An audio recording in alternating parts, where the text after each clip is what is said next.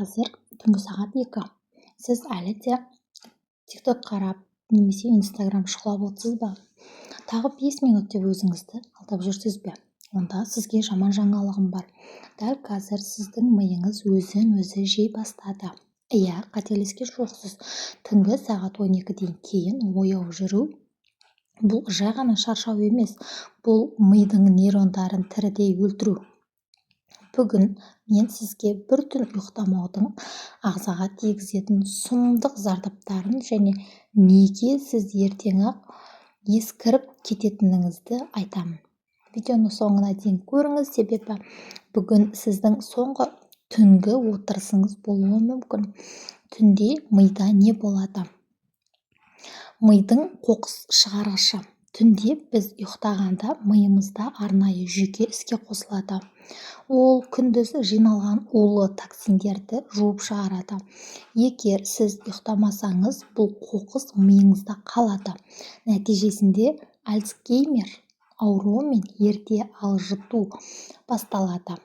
Көгілдір жарықтың қаупі.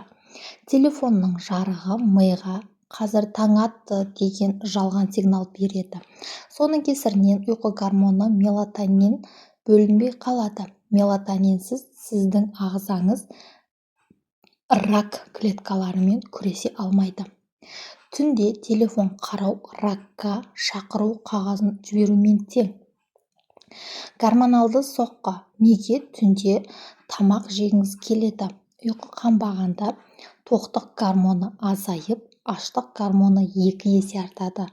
Сондықтан түнде тоңазытқышқа қарай жүгіресіз. Бір түн ұйықтамау келесі күні 300-500 калория артық жеуге мәжбүрлейді. Семіздіктің басты себебі тамақ емес, ұйқының бұзылуы. Ұйқыны қалай қалпына келтіреміз? Ұйқыдан 1 сағат бұрын гаджеттерді өшіріңіз. Миға түн келді деген сигнал беріңіз. Бөлмені толығымен қараңғылаңыз. Тіпті кішкене лампаның жарығы мелатонинді өлтіреді. Магний мен жылы душ ағзаны босаңсытып, терең ұйқы фазасына тез өтуге көмектеседі. Ертеңгі сәттілік бүгінгі ұйқыдан басталады. Егер сізге ақылды, жас әрі сау болып қалу маңызды болса, дәл қазір осы видеоны өшіріп, ұйықтауға дайындалыңыз.